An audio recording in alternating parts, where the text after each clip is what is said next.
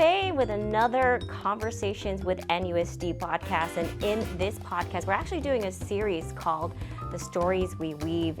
This podcast will be featuring different members of our community, including Ivonne Bojorquez and her two sons. I'm Victor. I go to Leroy Green Academy. I'm 14 and I'm a sophomore. I'm Carlos. I go to Leroy Green Academy and I'm currently in 6th grade. So we will be sharing their stories about their role in the Natomas Unified community and their traditions and their cultures. And for this particular episode, we are excited because we are celebrating National Hispanic Heritage Month. Ivonne Bojorquez, it is so good to have you here today. Thank you for coming. Thank you for the invitation. Share with these chairs are kind of noisy. It's the chair, okay? But for those who don't know who you are, Ivonne, share a little bit about your current role here at Natomas Unified. Yes, so I have been with Natomas for 8 years.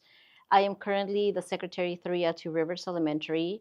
I am originally from Mexico City, and I have been here in the United States for 18 years. So how did you come to California? Well, I met my husband in Mexico at a wedding. He was with some friends at his best friend's sister's wedding, and I was working with that friend. So we met there. They introduced to us because obviously I spoke English and he didn't know a lot of Spanish. So we ended up, meeting each other, talking to one another, and one thing led to another. And then 5 months later, I was married. Congratulations. And then I came over here. Did you know that story about your parents? Not the full thing. Now I do though. Now I do. What about you? I knew very little about the story. What are your impressions of the story? It's nice. So you come from a blended cultural background because, as we all know, well, maybe not everyone out here, but a lot of people in the community do know the Bojorquez family. Isaac is Native American, yes, and you're Mexican. Yes. So, how do you share your cultural values with your sons? I try to bring out the Mexican culture, the heritage that I have, because I'm also half Cuban. So growing up in a mixed house as well, it was you have the best of both worlds. And we try to do the same thing for our kids. We try to mix our traditions, my traditions, with Isaac's traditions so that the kids know and they make a decision when they grow up, and what they want to keep doing and, for their families as well. What are some examples of what you've learned about the Mexican and Cuban culture that you want to share with our listeners and viewers? Overall, our mother tries to teach us everything about food, about history, anything she can teach us about that culture, she will. We've taken trips to Mexico before. We've seen some sides. She'll start explaining, back then Aztecs used to blah, blah, blah. Mayans used to blah, blah, blah. There's just a lot she has to teach us. We recently took a trip to Mexico and we saw, I believe it was a church, and she started explaining the history of that church and how there was an organ there and it was like the oldest organ in the world or something like that. And Carlos, how about you? What are some of the favorite things that you've learned about your Mexican and Cuban cultures? Well, to start off with the food, I like the tacos. It's good over there.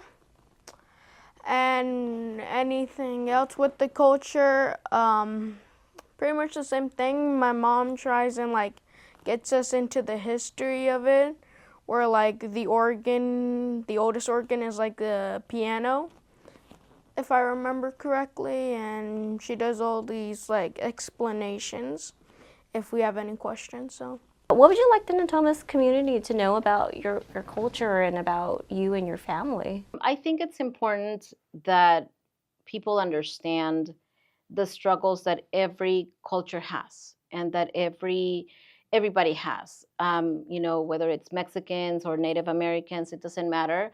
As long as you embrace the culture and you respect, other cultures, other people's beliefs, I think that's what matters. Mexico has a lot to bring to the world. We have great places to visit, great food, great traditions that we bring along. So it's not just about, the party or the tacos or, the drinks. It's more than that. It's how we treat people and how we embrace people and how we welcome everybody. But it can be how you treat people, how you see people, things like that. I know that like my grandfather was really into chess, and he tried teaching us about that. And unfortunately, by the time I did learn chess, he had already passed.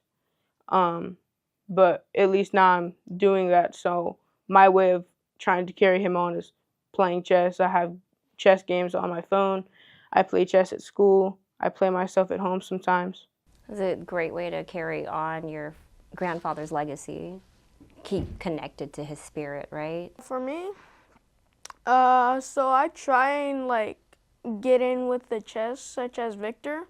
Like he tries and like kind of like pulls me in, but it's just not really my thing, but I'm trying.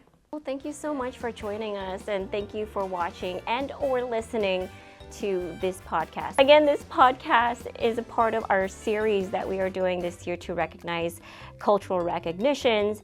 It is called The Stories We Weave, and at the end of the school year during our multicultural festival, we are going to turn their pictures into quilt squares, and then we'll have a beautiful quilted blanket on display at our multicultural festival. So happy National Hispanic Heritage Month, and thank you for joining us again. Bye. This podcast has been a production of the Natomas Unified School District. For all the latest NUSD news, visit natomasunified.org.